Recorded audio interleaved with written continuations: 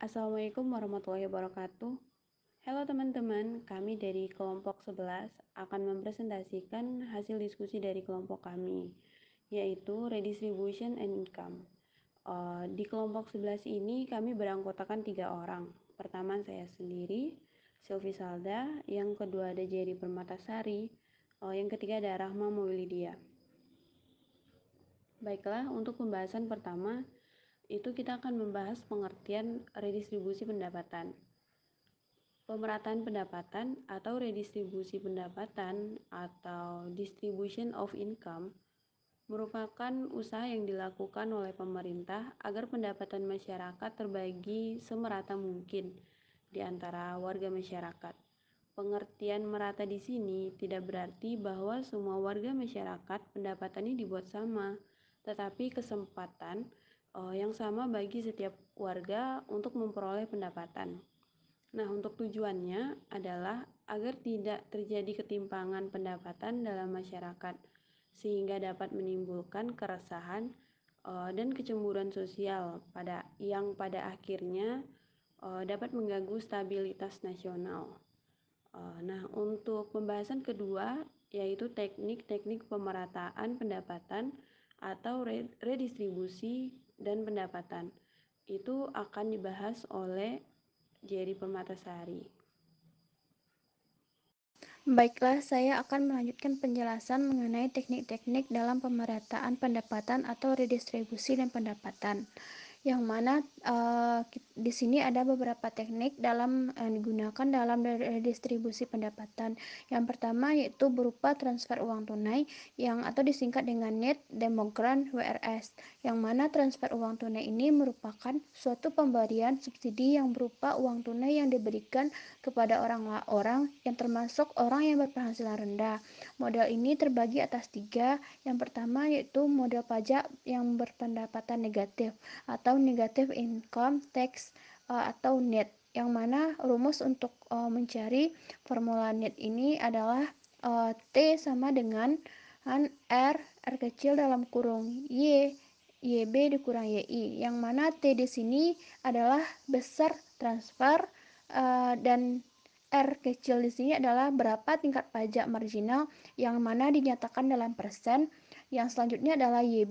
YB ini merupakan suatu pendapatan yang pas-pasan atau yang ditetapkan oleh pemerintah atau berupa yang diberikan oleh pemerintah. Selanjutnya adalah YI, yang mana YI ini adalah pendapatan keluarga, dan YG adalah berapa besar subsidi maksimum yang diberikan.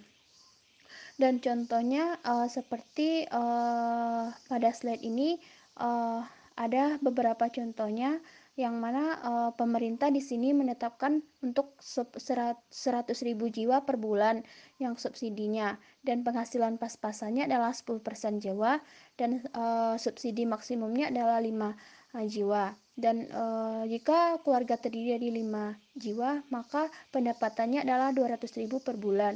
Maka dalam mencarinya di sini adalah maka didapatkan besar subsidinya adalah 150.000 kecil dari 250, yang mana subsidinya adalah sebesar 200.000 ditambah dengan 150.000 yaitu 350.000.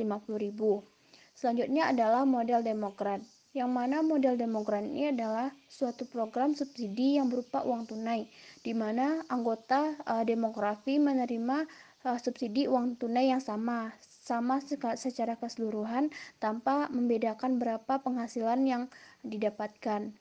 Dalam kelompok ini adalah berdasarkan kelompok penduduk yang pendapatannya di bawah dari penghasilannya yang pas-pasan, yang mana contohnya yaitu keluarga yang penghasilannya pas-pasan dan subsidinya dihitung per jiwa dalam bentuk rupiah.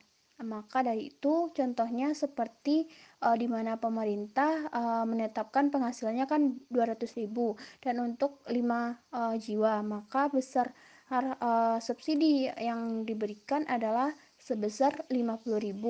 Jika keluarga tersebut 5 jiwa, penghasilannya 150.000 per bulan, maka subsidi yang diberikan oleh pemerintah adalah 5 dikali dengan 50.000, yang mana mereka akan mendapatkan 250.000 per bulannya.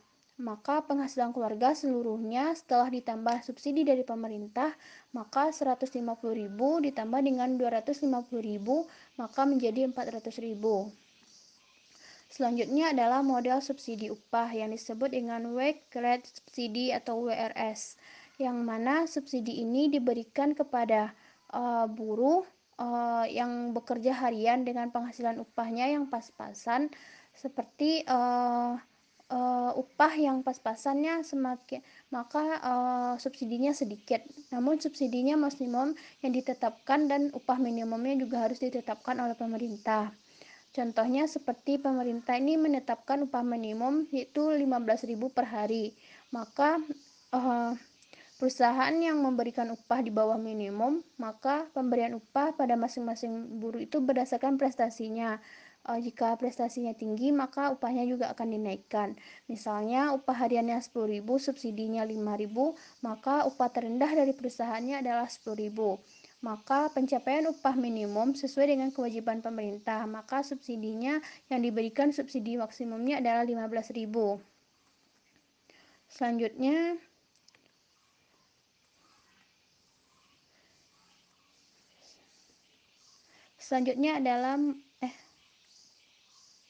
Selanjutnya yaitu dalam bentuk transfer dalam bentuk barang. Transfer dalam bentuk barang ini yaitu transfer uang tunai yang bagaimana diberikan sebagian dalam bentuk barang. Yang dimaksud di sini adalah yang penyimpanannya yaitu pemberian subsidi yang sesungguhnya. Ada yang berupa uang, ada yang diberikan berupa barang oleh pemerintah, seperti bantuan-bantuan yang diberikan oleh pemerintah seperti bantuan beras kepada masyarakat yang memang membutuhkan. Selanjutnya yaitu program kesehatan kerja, yang mana hal ini merupakan pemerintah menyediakan lapangan pekerjaan dengan tingkat upah tertentu. Tapi program ini pada sektor pemerintah maupun di swasta ataupun di negara berkembang yang mengalami kesulitan yang mana mereka yang menganggur mendapatkan tunjangan atau subsidi. Maka program kesempatan kerja ini adalah yang diharapkan oleh banyak para penganggur, yaitu lapangannya yang disediakan oleh pemerintah yang benar-benar disediakan dan untuk mendapatkan pekerjaan yang disediakan oleh pemerintah. Baiklah, itulah yang dapat saya jelaskan. Selanjutnya akan dijelaskan oleh teman saya. Sekian, saya kembalikan kepada moderator. Untuk pembahasan ketiga, yaitu beberapa pandangan terkait dengan redistribusi pendapatan yang akan dibahas oleh Rahma Maulidia. Baiklah, kali ini saya, Rahma Maulidia, akan melanjutkan materi dari Jerry Permatasari tentang beberapa pandangan terkait dengan redistribusi pendapatan. Yang pertama, di mana ada utilitarianisme sederhana. Ekonomi kesejahteraan konvensional berpendapat bahwa kesejahteraan masyarakat tergantung pada kesejahteraan anggotanya. Jika ada N individu dalam masyarakat, UI adalah utilitas individu, sedangkan W adalah kesejahteraan sosial. Maka fungsi utilitas individu dapat digambarkan dengan persamaan W sama dengan F dalam kurung U1, U2, dan U seterusnya, merupakan persamaan 1. Persamaan di atas kadang-kadang disebut dengan fungsi kesejahteraan sosial utilitarian karena hubungan dengan filsuf sosial utilitarian dari abad ke-19. Hal ini diasumsikan bahwa peningkatan salah satu US dengan asumsi hal yang lain adalah konstan akan meningkatkan W. Perubahan yang membuat seseorang lebih baik tanpa membuat orang lain lebih buruk meningkatkan kesejahteraan sosial. Utilitarian mendalilkan bahwa kesejahteraan sosial adalah jumlah dari utilitas, sehingga persamaan berikut lebih sering digunakan untuk menggambarkan formulasi yang lebih umum dari persamaan, yaitu W sama dengan U1 tambah U2 tambah U seterusnya merupakan persamaan 2. Yang kedua ada kriteria maksimin. Dalam rangka utilitarian, bentuk fungsi kesejahteraan sosial memainkan peran penting dalam menentukan kebijakan redistribusi pemerintah. Masyarakat bersikap acuh tak acuh terhadap distribusi utilitas. Jika unit utilitas diambil dari satu orang dan diberikan kepada orang lain, jumlah utilitas tidak berubah, dan bahkan menurut definisi, begitu juga dengan kesejahteraan sosial. Fungsi kesejahteraan utilitarian lainnya tidak membawa implikasi ini, karena menghasilkan resep kebijakan yang berbeda. Mempertimbangkan fungsi kesejahteraan sosial berikut, di mana W sama dengan minimum, U1, U2 lebih besar, dan sampai U seterusnya merupakan persamaan 3. Yang ketiga ada Pareto efisiensi redistribusi pendapatan. Fungsi kesejahteraan sosial aditif dan fungsi kesejahteraan sosial maksimin diasumsikan bahwa redistribusi membuat beberapa orang lebih baik dan yang lain menjadi lebih buruk. Hal ini merupakan konsekuensi dari asumsi bahwa utilitas masing-masing individu tergantung pada pendapatannya saja. Sebaliknya, bayangkan bahwa individu berpenghasilan tinggi yang altruistik sehingga utilitas mereka tidak hanya tergantung pada pendapatan mereka sendiri, tetapi dari orang-orang miskin juga. Dalam keadaan ini, redistribusi benar-benar menjadi perbaikan Pareto. Yang keempat ada pandangan non-individualistis.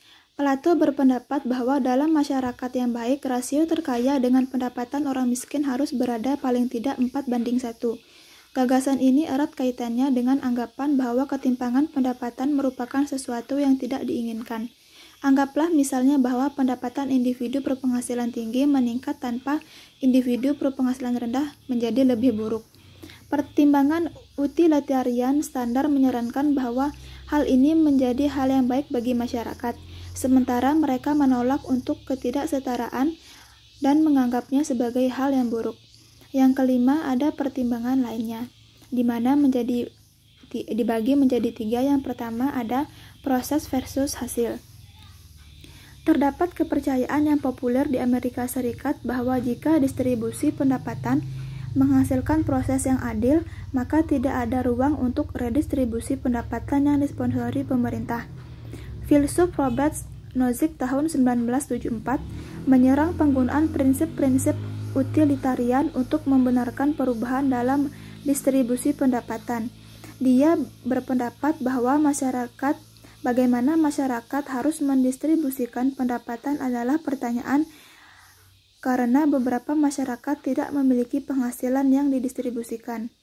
Hanya orang-orang yang menerima pendapatan dan mungkin pembenaran tunggal untuk kegiatan redistribusi pemerintah adalah ketika pola kepemilikan properti entah bagaimana tidak tepat.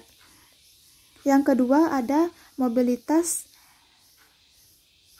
di mana argumen alternatif terhadap kebijakan redistributif pemerintah adalah bahwa dengan mobilitas sosial yang cukup, distribusi pendapatan tidak akan menarik etnis tertentu. Yang terakhir ada korupsi. Argumen yang mendukung redistribusi adalah bahwa ketimpangan yang ekstrem adalah menyebabkan subversi lembaga-lembaga hukum, politik, dan peraturan. Masyarakat tidak dapat berkembang secara ekonomi kecuali memiliki hak untuk merasa aman.